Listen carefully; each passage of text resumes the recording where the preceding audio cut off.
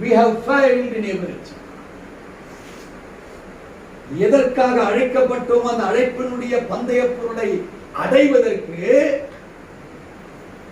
நான் சரியாய் ஓடுகிறேனா அல்லது இடத்துக்கு பந்தய பொருள் இப்படி போனா அது மாதிரி நூற்றுக்கணக்கான பொருளை சும்மாவே தூக்கிட்டு இன்னைக்கு அப்படிப்பட்ட ஷார்ட்கட் கிறிஸ்தவர்கள் தான் நான் பார்க்கிறேன். உழைச்சா வந்துடும் மாஸ்டர், ஆனா ஜெபிச்சுக்கிட்டு ஒர செவி அல்லது ஜெபி ஒர, புரியுதுங்களா? உழைச்சுக்கிட்டே ஜெபிக்கலாம் ஆண்டவரே, இது நல்லா இருக்கு. சரி, ஜெபத்தை முன்ன வச்சு அப்புறமா உழைச்சுப்பாரு. உழைக்கிற இடத்துலயும் ஜெபந்தான், ஜெபிக்கணுங்கிற இடத்துலயும் ஜெபந்தான். அடுத்தது உழைக்க வேண்டிய ஒரு இடத்துக்கு பாருங்க, அதையும் ஜெபம். விதை எதுனா போட்டான், விதையதான் போட்டானா? வெறுங்கை போட முடியுமா? ஏதோ ஒரு கம்மியான தேவை சொன்னேன். இனிமேல் இருந்து உங்க லைஃப் ஸ்டைலை மாற்ற. யார் யார் மாற்ற போறீங்க? எல்லாரும் மாத்துறீங்களா? சாயந்தரம் நைட்டு ஏதாவது ஒரு வசனம் மெடிடேட் பண்ணுங்க. இது அப்படியே நீங்க கொண்டு வாங்க, ஒரு ஆயுள் காலங்களே மாறும், லைஃப் சேஞ்ச் ஆகும், பாவனை மாறும். காரணம் என்ன? வார்த்தை வெறுமனே திரும்பாது, அது பொய்யா உண்மையா நீங்க உங்க வாழ்க்கையில கிரைஸ்ட் மெடிடேட் பண்ணாரு. இப்போ மக்களுக்கு கண்கள் மூலமாக இந்த நியாயப்பிரமாணத்தினுடைய ஒரு நிகழ்வை கொடுக்கிறார். இங்கே வேதம் சொல்லுகிறது, இந்த 2 சாமுவேலின் புஸ்தகம் 12ஆம் அதிகாரத்தின் 1வது வசனத்தை, கர்த்தர் நாத்தானை தாவீதினிடத்துக்கு அனுப்பினார். 3 concept people. One is the divine father, one is the prophecy maker, and 3 is a general man. தாவீது ஒரு பொதுவான மனிதன், ஒரு ராஜா, தேவனால் அபிஷேகம் பண்ணப்பட்டவர் தான். அனுப்பப்படுகிற தீர்க்கதரிசியாகிய நாத்தான் ஒரு விசேஷித்த தீர்க்கதரிசியாக. அனுப்புறது யாரு? ரைட், வாசிக்க கேட்போம். ஒருவன் ஐஸ்வர்யவான், மற்றவன் தரித்திரன். ஓகே, ஐஸ்வர்யவானுக்கு ஆடு மாடுகள் வெகு திரளாய் இருந்தது. ஐஸ்வர்யாங்கிட்ட ஏகப்பட்ட சொத்து, சுகம், பணம், பொருள், ஆசை, அந்தஸ்துக்கள். தரித்திரனுக்கோ கொண்டு வளர்த்த ஒரே ஆடு, ஒரே ஒரு சின்ன ஆட்டுக்குட்டியை தவிர வேறொன்றும் இல்லாதிருந்தது. அது அவனோட அவன் பிள்ளைகளோடு கூட இருந்து வளர்ந்தது. அவன் வாயின் அப்பத்தை தின்று அவன் பாத்திரத்திலே குளிர்ந்து அவன் மடியிலே படுத்துக் கொண்டு அவனுக்கு ஒரு மகளை போல இருந்தது. இங்கே ஒரு தேவனுடைய மகத்துவத்தை விளக்குகிற ஒரு கேரக்டரை இங்க காண்பிக்கிறார். அந்த கேரக்டர் என்ன? ஒரு ஆட்டு.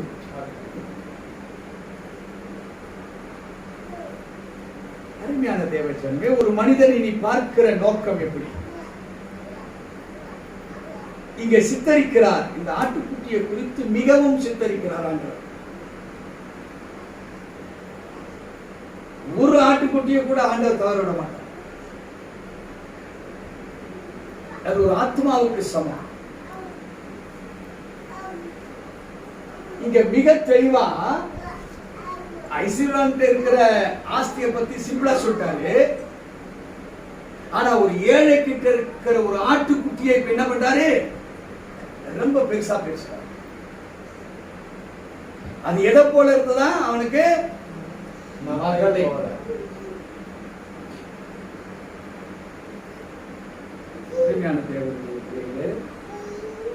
How is your focus about another person? ஒரு தனி மனிதனை குறித்து உன் போக்கஸ் எப்படியாக இருக்கிறது? எதையோ வரைந்தாரு. சதுசேர் பரிசேர்கிட்ட சொல்றாரு, தம்பி உன் மக இந்த விபச்சாரத்தில் ஈடுபட்டிருந்தா செய்திருப்பியா? நியாயப்பிரமாணத்தை அறிந்த சாதாரண மக்கள்கிட்ட கேட்கிறாரு, டேய், உன் தங்கச்சி இதுல ஈடுபட்டு இருந்தா நீ இப்படி தூக்கி அந்த கல்லறியை கொண்டாந்து இருப்பியா? ஆனா நீங்களும் நானும் என்ன செய்யறோம்? மற்றவனை பத்தி குறை பேசுகிற அனுபவம். நான் ஒளியா இருக்கிறேன், உனக்கு ஜீவ வழியை கற்றுக் கொடுக்கிறதுக்கு உன்னை கிறிஸ்தவத்துக்கு கூப்பிட்டனே, ரட்சிப்பு கூப்பிட்டனே, இருக்கிற நல்லவனை கூட நீ என்ன பண்ற? இருளுக்கு அழைத்துட்டு போகிற கிறிஸ்தவனா இருக்கிறியா? அரே பரிசேர, அரே சதுசேன, உன் நோக்கம் என்ன? நீ படித்திருக்கிற அத்தனை நியாய பிரமாணத்தின் அதிபதி நான் என்று உனக்கு விளங்கவில்லையா? ஏன் உனக்கு விளங்கல? பிகாஸ் சுயமும் மற்றவர்களை அடக்கி ஆளுகிற தன்மை உங்ககிட்ட இருக்கு. நான் இதை ரெண்டையும் மாத்த வந்த, நீ என்ன எதுவா பாக்குறேப்பா? அகேன்ஸ்ட்.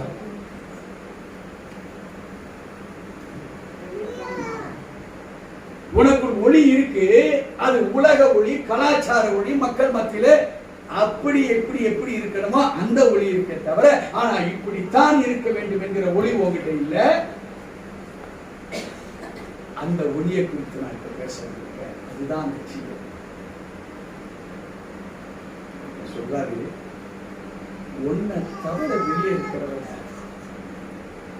ரொம்ப ஸ்பெஷலா ஹானர் பண்ணி பார்க்கறது ஒரு மனசை. அது குற்றவாளியா இருக்கிறானா அவனை அதிக அதிகமாய் நேசிக்கிறவனாக நீ மாறுகிறவனாய் மாற வேண்டும். இதெல்லாம் தாவீது யார் சொல்றா? ரொம்ப அழகா இது உங்ககிட்ட யாரும் பேச முடியாதுடா. நான் யாரு? உன் ஃப்ரெண்டாக இருக்கிறேன், ஒரு சொந்தமாக இருக்கிறேன், ஒரு தீர்க்கதரிசியாக இருக்கிறேன். இப்ப நீங்க யாராக வாழ்ந்து கொண்டு இருக்கிறீங்க? எனக்கு வேதம் தெரியும், நான் பேசுறேன் அப்படின்னு இருக்கிறியா? அல்லது ஏதோ சொந்தக்கார ரீதியில பேசுறவனா இருக்கிறியா? அல்லது அனுப்பப்பட்ட வேதத்தை அறிந்திருக்கிற தீர்க்கதரிசியாக உன் வாழ்க்கையை வணைந்து கொண்டவனாக இருக்கிறியா? நம்ம எல்லாம் பெரும்பாலும் குற்றப்படுத்துவதற்கு தான் வசனத்தை யூஸ் பண்ணிருக்கோம். உண்மையா? பலரை குற்றப்படுத்துவதற்கு வசனத்தை பயன்படுத்துகிறவனா இருக்கிறோம், திருத்துறதுக்கு இருக்கிறோமா? அல்லது வேதத்திலே பல காரியங்களின் அடிப்படையிலே ஒருவனை வாழ வைப்பதற்காக பரிசுத்த ஆவியானவர் இறங்கி கைட் பண்றாரு, அந்த கைடை போல நீ இருக்கிற? அல்லது தாவீதை போலவாக மனம் திரும்புதலை குறித்ததாவது அப்படிப்பட்ட மனுஷனாக நீ இருக்கிற?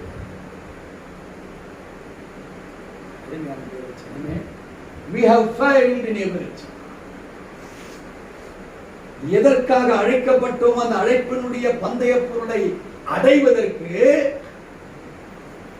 நான் சரியாய் ஓடுகிறேனா? அல்லது பந்தய பொருள் இப்படி போனா அது மாதிரி நூற்றுக்கணக்கான பொருளை சும்மாவே இன்னைக்கு அப்படிப்பட்ட ஷார்ட்கட் கிறிஸ்தவர்கள் தான் நான் பார்க்கிறேன். உழைச்சா வந்துடும் மாஸ்டர், ஆனா ஜெபிச்சுக்கிட்டு ஒரு செவி அல்லது ஜெபி ஒழ, புரியுதுங்களா? உழைச்சுக்கிட்டே ஜெபிக்கலாம். ஆண்டவரே இது நல்லா இருக்கு, சரி ஜெபத்தை முன்ன வச்சு அப்புறமா உழைச்சு பாரு. உழைக்கிற இடத்துலயும் ஜெபந்தான், ஜெபிக்கணுங்கிற இடத்துலயும் ஜெபந்தான். அடுத்தது உழைக்க வேண்டிய ஒரு இடம் பாருங்க, அதையும் ஜெபம். விதை இருந்தா போட்டான், விதையதான் போட்டானா? வெறுங்கை போட முடியுமா? ஏதோ ஒரு கயரோ ஒரு பூவோ சம்திங் விதைக்காத அறுக்க முடியுமா? God is very focused. அவர் ஒரு ஃபோக்கஸ் சொன்னார்னா அதுதான். அதை தவிர ஆல்டர்னேட் நீங்களும் நானும் உண்டு பண்ணிக்கலாம். ஆனா அந்த ஆல்டர்னேட் பண்ண அந்த ஆல்டர்னேட் கிரியேட் செய்ய உழைக்காத எந்த ஒரு காரியமும் வீடு வந்து சார். அட்லீஸ்ட் உங்களுக்காக நான் உழைக்கணும், அட்லீஸ்ட் உங்களுக்காக நீங்க வேதம் படிக்க மாட்டீங்க, நான் படிக்கணும். ஆனா படிச்சா கேட்டுக்கலாம், அது ஒண்ணு தூக்கிட்டே. ஆனா படிக்கணும்னு என்ன செய்யணும்? கண் தொடரணும், பேப்பரை மாற்றணும், இப்படின்னா இந்த கண்ணு முன்னாடி கிளியர் பண்ணணும், மறுபடியும் படிக்கணும். ஏறாது. பைபிளை தொட்ட உடனே பாருங்க தூக்கம் ஏறுமே. தூக்கம் ஏறும். ரொம்ப நான் கூட பார்ப்பேன் தூக்கம் வரல. தூக்கம் வரல பாஷா சரி நாள் எப்போதும் இல்லை. நம்ம அப்படி மாதிரி படி தூக்கம் வரல கொடுத்து பைபிள் 2 வசனம் போகும்போது ஒரு தாளாக சட்டை 3வது வசனத்தை பைபிளை மூடக்கூட முடியாது. ஆனா எல்லாத்துக்கும் உதவு பாருங்க. எதுக்கு அதுல எழுதலையோ தூங்குறதுக்கு பைபிள் படிங்கன்னா அதுல உள்ள ஏதாவது வசனம் ஆராய்ச்சி பண்ண தேடி பாருங்க. நான் பார்த்த வரைக்கும் தனக்கு பிரியமான நித்திரை அடிக்கிறாரு. அது அந்த நித்திரை அவருக்கு பிரியமானவனுக்கு பைபிள் படிக்கவே தூங்குறவனுக்கு அந்த தூக்கம் இல்லை. அவருக்குள் இருந்த கடமை வாஞ்சை அந்த கண்களில் இருந்து மொழியாக புறப்பட்டது. It was strong. The story of father, the story between David and Nathan, it was following, it was drawing towards the people who were against the Lord. தேவனுக்கு விரோதமாய் செயல்படுகிற இந்த against மேலே உள்ள இறங்காத வாசித்து கேட்போம். தொடர்ந்து அந்த ஆட்டுக்குட்டி எப்படியாக இருந்தது? ஒருவனுக்கு அந்த ஐஸ்வர்யவான் இடத்தில் வழிபோக்கன் ஒருவன் வந்தான்.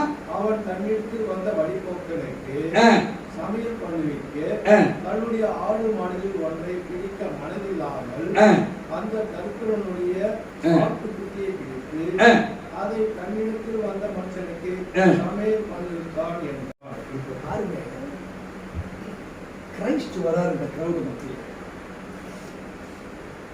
யாராக வரார்? தேவ ஆட்டுக்குட்டியாக வரார். யார் இதுல ஐஸ்வர்யமா? இப்ப இந்த நம்ம ஒரு படம் போட்டனே, சதுசேயர், பரிசேயர், அந்த நியாயப்பிரமாணம் தெரிஞ்சவங்க எல்லாம் ஐஸ்வர்யவான். இப்போ கிரைஸ்ட் ஒரு ஆட்டுக்குட்டியாய் சுத்தரிக்கிறது. யாரு விருந்தாளிகள்? புதுசாய் கற்றுக்கொண்ட இவங்க எல்லாம் இப்ப தேவனுடைய சமூகத்துல ரட்சிப்பு பாத்திரமா வந்திருக்காங்க. இவங்களுக்கு எந்த விருந்த கொடுக்க காமிக்கிறான்? சதுசேயர், பரிசேயனும் நீங்க கத்துக்கொண்டதெல்லாம் ஒண்ணு இல்லை, இந்த ஆடை பாடுறா காணி, இந்த ஆடைப்பா இவர்தான் உங்களுக்கு கத்து கொடுத்தாரு. அவரே ஒண்ணும் இல்லையே குற்றப்படுத்த. அழைக்கப்பட்ட உங்களை பிசாசு என்ன செய்வான்னா, உங்க கையை கொண்டே உங்க தங்களை கட்டளை கொண்டு வருவான். உங்க குடும்பத்துல உங்க குழந்தையை கொண்டே பிரச்சனையை கொண்டு வருவான். உங்க மனைவியை கொண்டே பிரச்சனையை கொண்டு வருவான். கணவனை கொண்டு பிரச்சனை கொண்டு வருவான். நீ செய்கிற வியாபாரத்தின் மூலமாக உள்ள பிரச்சனையை கொண்டு வருவான். எங்கேயோ இருக்கும், வீட்டுக்கு விருந்தாளியா வருவான், தங்கிடுவாங்க. தங்கினவனால உங்களுக்கு பிரச்சனை. நீங்க காசு செலவு பண்ணிருப்பீங்க, சாப்பாடு போட்டிருப்பீங்க, அரவணைச்சிருப்பீங்க, ஆதரவு கொடுத்திருப்பீங்க. Design the situation. Define what is inside. Define பண்ணி பாருங்க என்னன்னு. Because of God, Jesus meditated. அவர் இரவுக்கு முன்பாக வேதத்தின்படியாக பிதாவின் சித்தத்தின்படியாக ஆராய்ந்ததனால God gave him that advice. இயேசுவுக்கு ஜஸ்ட் அட்வைஸ் கிடைச்சது, பார்வையில பிரகடனம். இதெல்லாம் எழுதிட்டார், அவங்களுக்கு ஒன்றும் புரியல. ஏன் புரியல? குற்றம் ஒன்றுதான் அவங்க mind. God wants to make an eye contact between them. ஏன் இங்கிருந்து அந்த பவர் அங்கே இது தெரியல. அவங்க குற்றப்படுத்தி ஒரு மனிதனை கை காண்பித்து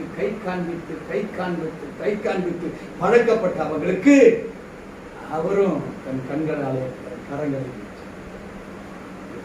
படத்து சம்பவத்துல கையை நீட்டல, அவனுங்க எதை குற்றப்படுத்தினாங்களோ இவர் அவர்களை குற்றவாளிகளாய் இனி நீ இருக்காதீங்க என்கிற போக்கஸ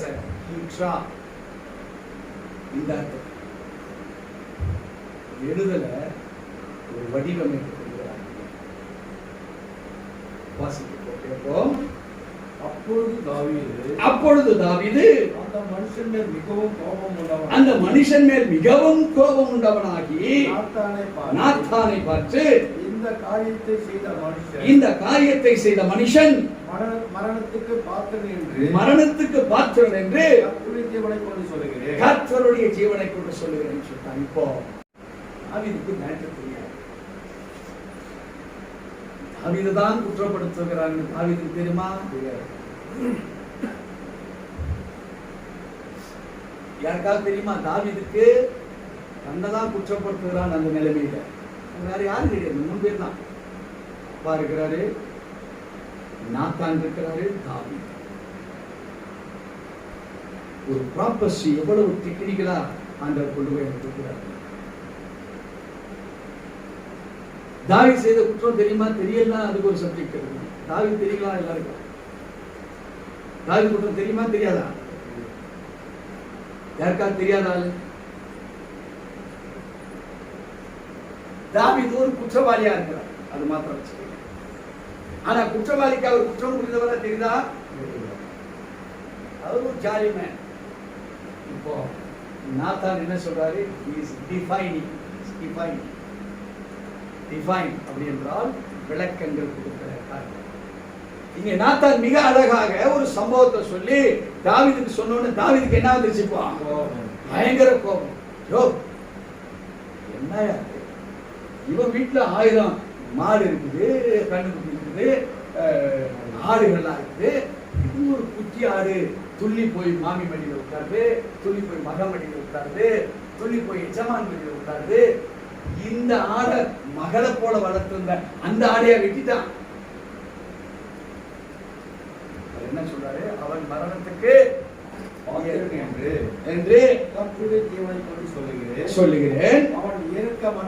அவன் இரக்கமற்றவனாய் இருந்து இந்த காரியத்தை செய்தபடியினால் அந்த ஆட்டுக்குட்டிக்காக நாளத்தனை திரும்ப செலுத்த வேண்டும் என்றான்.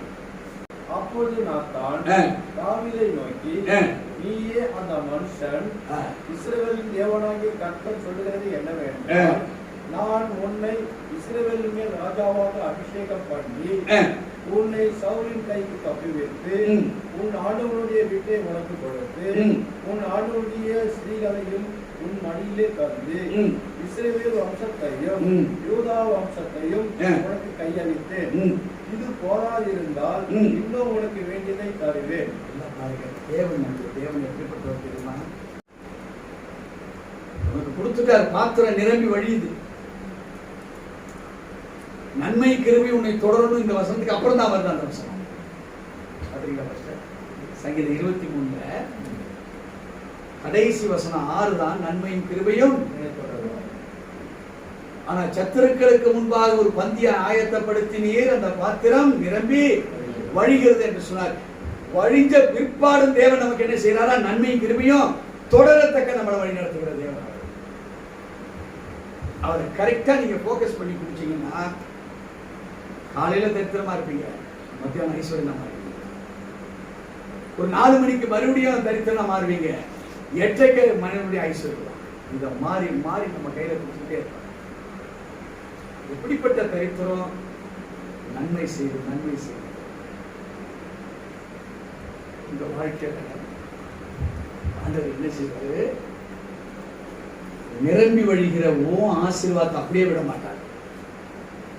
நன்மை கிருபைகள் உங்களுக்கு தொடருகிற ஒரு சாக்கியத்தை உண்டு பண்ணுகிற தேவன். இங்க தாவீது என்ன சொல்றான்? அதை வாசிப்போம். முதலாக 8வது வசனம். உன் ஆண்டவனுடைய வீட்டை உனக்கு கொடுத்து உன் ஆண்டவனுடைய வீட்டை உனக்கு கொடுத்து உன் ஆண்டவனுடைய ஸ்திரீகளையும் மடியிலே தந்து வம்சத்தையும் யூதா வம்சத்தையும் உனக்கு கையளித்தேன். இது போதாது என்றால் இன்னும் உனக்கு வேண்டியதை தருவேன். அருமையான தேவை ஜனமே, நம்ம தேவனுடைய ஆசீர்வாதம் எப்படின்னு கேட்டீங்கன்னா, he will fill he will fill. இதை சொல்லிக்கிட்டே இருப்பான். உங்களை நிரப்புவாரு, உங்களை நிரப்புவாரு, உங்களை நிரப்புவாரு. ஆனா அவரை சரியாய், அவரை புரிந்து, அவர் நடத்தப்படுகிற வழியிலே நாம் நடப்போமானால் ஃபில் பண்ணது நிரம்பி வழியும். நிரம்பி வழியது பத்தாது என்று சொல்லி அது தொடராது. இதுதான் கர்த்தருடைய ஆசீர்வாதம். அது மாத்திரமல்ல, அதிலே வேதனை தரும். வாசிப்போம் தொடர்ந்து. அவரை குறித்து இங்க சொல்லியிருக்காரு, வாசிக்கலாம். கர்த்தருடைய பார்வைக்கு பொல்லாப்பான இந்த காரியத்தை செய்து அவருடைய வார்த்தையை அசட்டை பண்ணினது என்ன? ஏத்தியனாகிய உரியாவை நீ பட்டயத்தால் மடிவித்து அவன் மனைவியை உனக்கு மனைவியாக எடுத்துக்கொண்டு அவனை அம்மோன் புத்திரனின் பட்டயத்தாலே கொண்டு போட்டாய். இப்பொழுதும் நீ என்னை அசட்டை பண்ணி ஏத்தியனாகிய உரியாவின் மனைவியை உனக்கு மனைவியாக எடுத்துக்கொள்ளபடியினால் பட்டயம் என்றைக்கும் உன் வீட்டை விட்டு விலகாது இருக்கும். இந்த பட்டயம் என்னவாச்சு தெரியுமா? அவனுக்கும் பெத்சேபாளுக்கும் பிறந்த குழந்தை என்னவா இருந்தது? நிரந்தர வியாதி. அவனுக்கு ரொம்ப பிரியமான குழந்தை, நிரந்தர வியாதி. அவனால பார்க்கவே முடியல, துக்கித்து போனான். உபவாசம் இருந்தா அது பிழைக்குமா பிழைக்காத. கடைசியில் அந்த குழந்தை என்னாச்சு? செத்து போச்சு. தாவீது பிரமாதமான விருந்து பட்டிருக்கான்.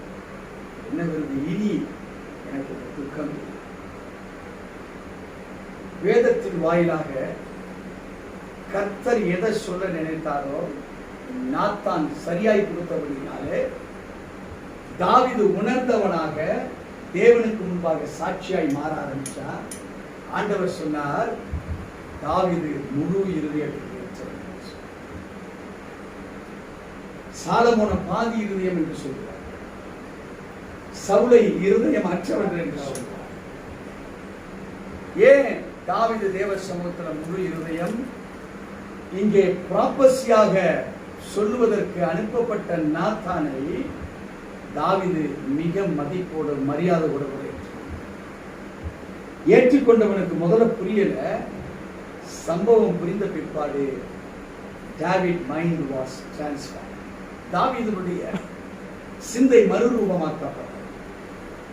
நியாயப்பிரமாணத்தை ஒரு தீர்க்கதரிசி மூலமாய், மனித தீர்க்கதரிசி மூலமாய் கற்றுக் கொடுத்ததை, ஒரு தாவீதுக்குள் வந்த டிரான்ஸ்பர்மேஷனை கிறிஸ்து இயேசு அவரே நியாயப்பிரமாணமாக இருந்து இப்போ பேசுறாரு. என்ன பேசுறாரு? யோவான் 8ஆம் அதிகாரம் 7வது வசனத்தை வாசிக்க. அவர்கள் ஓயாமல் அவரை கேட்டுக்கொண்டிருக்கையில் அவர் நிமிர்ந்து பார்த்து உங்களில் பாவமில்லாதவன் இவள் மேல் முதலாவது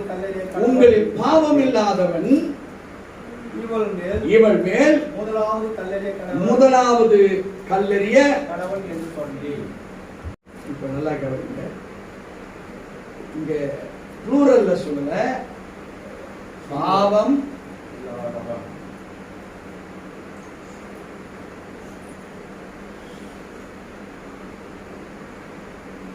ஒரு சிங்குலர் கொண்டாட. எப்படி தாவீது என்கிற ஒரு மனிதனுக்குள்ளாக அந்த பாவம் இருக்கிறதோ, சதிசெயர், பரிசெயர், நியாயப்பிரமாணத்தை அறிந்தவனுக்கு யாரோ ஒருவனுடைய மைண்ட்ல உதயமானதுதான் இத்தனை நாட்கள் அவன் சேர்த்துட்டான். என்ன உங்களுக்கு சொல்ல வர? If you commit an adultery, ஏதோ ஒரு குறைபாடுகள் நீங்க இருக்கிறீங்க, செய்திருக்கீங்கன்னா, இந்த குறைபாடு உங்களை என்ன செய்யறதுன்னா ஆண்டு காலங்கள் உங்களை தள்ளி கொண்டு போய் தனக்கு வேண்டிய ஆட்களை அந்த ஸ்பிரிட் சேர்த்துட்டு இப்போ ஒன்னையும் குற்றவாளி ஆகும் நியாயப்பிரமாணம். இப்ப நம்மளுக்கு நியாயப்பிரமாணம் தேவையில்லையா? அதெல்லாம் 2வது கட்டம். திருடாதன்னு நியாயப்பிரமாணத்தில் சொல்லிட்டு இப்ப திருடக்கூடாதுன்னு இருக்கா?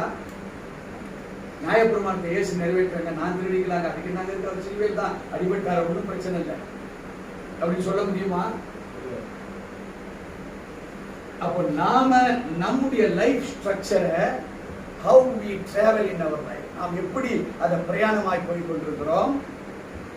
ஒரு குற்றத்தை நமக்குள் வச்சுக்கிட்டு அந்த குற்றத்தின் வழியாகவே நடக்கிறோம். அதை சுமந்துக்கிட்டு நடக்கிறீங்க. உன்னை போல குற்றவாளிகள் முன்ன அறியாமலே அந்த ஸ்பிரிட் மேல நீ நடந்து எங்கெங்க போறியோ ஆலயத்துக்கு கூட வருவேடி. கீழே எவனோ ஒருத்தன் எவன்கிட்ட ஏதோ விஷயம் பேசிட்டு இருப்பான். அவங்க குற்றம் உள்ளவங்க, அவங்க மேல அந்த ஆவி இருக்கும். நீ ஆலயத்துக்குள்ள தான் திரும்ப, அதுல இருந்து ஒரு ஸ்பிரிட் அது முன்னாடி. ஆண்டவர் இங்கே கற்றுக் கொடுப்பது என்ன? வந்த குரூப் பூரா பயங்கரமான எண்ணத்தோடு கூட, யாரோ ஒருத்தர் someone was against you as per the way catastrophe, யாரோ ஒருவனுடைய முயற்சி அல்ல, அந்த ஸ்பிரிட் அவனுக்குள்ள இருக்கிற அத்தனை பரிசெய்யணும், சது செய்யணும், அவனுக்கு தேவையான ஆட்கள் எல்லாரையும் ஒளியா இருக்கிற நீ ஜீவ ஒளியாய் மாறுவதுதான் என்னுடைய இன்ட்ரெஸ்ட். நான் பேசுறேன். உங்களுக்கு எல்லாம் தெரியும், உங்களுக்கு தெரியாத ஒண்ணுமே கிடையாது. பாசிட்டிவும் தெரியும், நெகட்டிவும் உங்களுக்கும் தெரியும், எனக்கு தெரியும். ஆனால் இந்த லைஃப் உள்ள பாசிட்டிவ் உங்களுக்கு எனக்கு தெரியும். அந்த ஜீவன் என்று சொல்லக்கூடிய லைஃப் அது உனக்கு எனக்கு தெரியாது. எப்ப தெரியும்? if you go inside or overlap on the truth. சத்தியத்தின் மேல் உன்னை சரியாய் வைக்கிற பொழுதுதான் சத்தியம் ஒன்று தெரிந்திருந்தா பெருசு கிடையாது. இங்க இருக்கிற போர்ட்ல இருந்து நீங்க வீட்டுக்கு போனா இது உங்களுக்கு தெரியாது. ஒருவேளை செல்போன்ல போட்டோ எடுத்தா இது தெரியும்.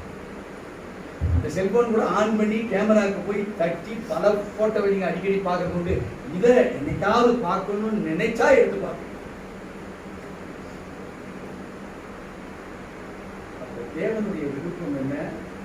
என்னைக்காவது எடுத்து பார்க்கறது, எப்போதும் அது ஜீவ ஒளியா உனக்கு தேவை. பரிசேயர், சதுசேயர், நியாயப்பிரமாணிகளை மிக அழகா சொன்னார். அந்த வசனம் சொல்லுகிறது 7வது, உங்களில் பாவம் இல்லாதவன்.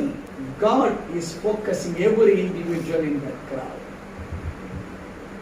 உங்களில் plural, அது பன்மை. அதில் ஒருவன் சிங்கம்.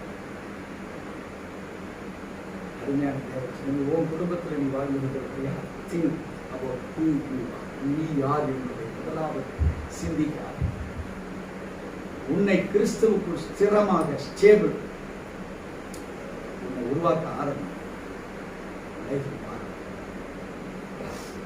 இங்க தோராவே நியாயப்பிரமாணமே பேசுனதுனால the power was the very higher one. ஏன் பவர் ஹையரா இருந்தது?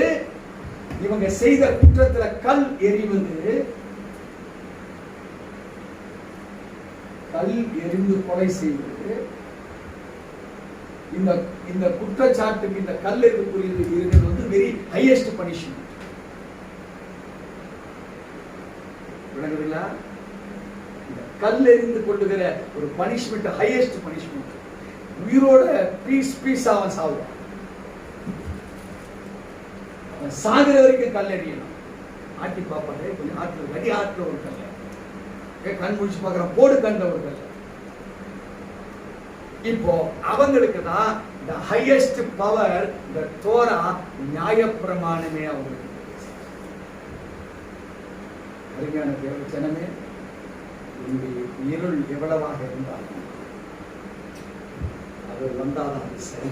பிகாஸ் நீ எந்த பலத்தோடு சரி, உனக்குள்ள நீ இருக்க பிசாசின் பலம்.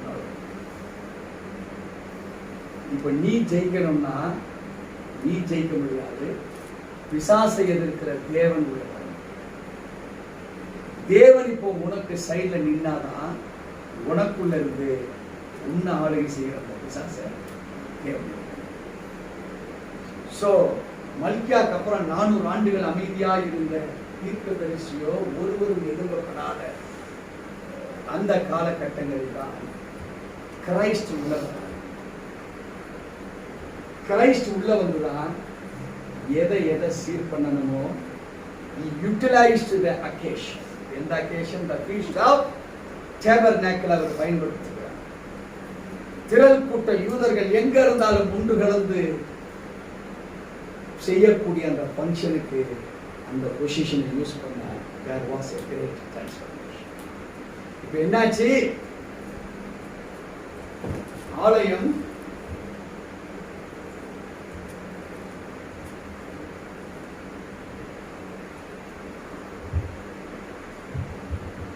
இவர் உங்களில் சொன்னாரே, அவர் யாரு சொன்னாரு? இந்த கூட்டத்தை பார்த்து சொன்னாரா?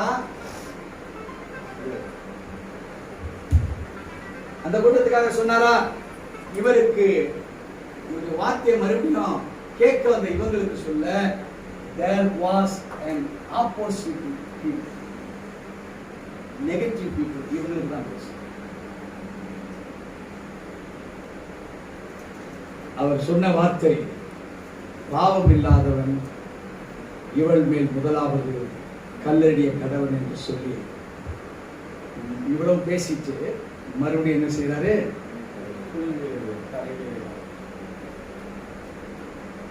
என்ன எழுதியிருப்பார் என்றால், எல்லாரும் என்ன செய்யறாங்க? திரும்பி பார்த்தா அவர் மறுபடியும் குனிந்து தரையிலே எழுதினார். அவர்கள் அதை கேட்டு தங்கள் மனசாட்சியினால் கடிந்து கொள்ளப்பட்டு பெரியோர் முதல் சிறியோர் வரைக்கும் ஒவ்வொருவராய் போய்விட்டார்கள். இயேசு தரித்திருந்தார். அந்த ஸ்திரீ நடுவே நின்றால், God is trying something for the way. அந்த ஸ்திரீக்காக இப்போ வேற முன்னாடி எழுதப்பட்ட எழுத்து திரள் கூட்டம், மறுபடியும் குனிந்து எழுவது ஃபார் எ இண்டிவிஜுவல் பர்சன்.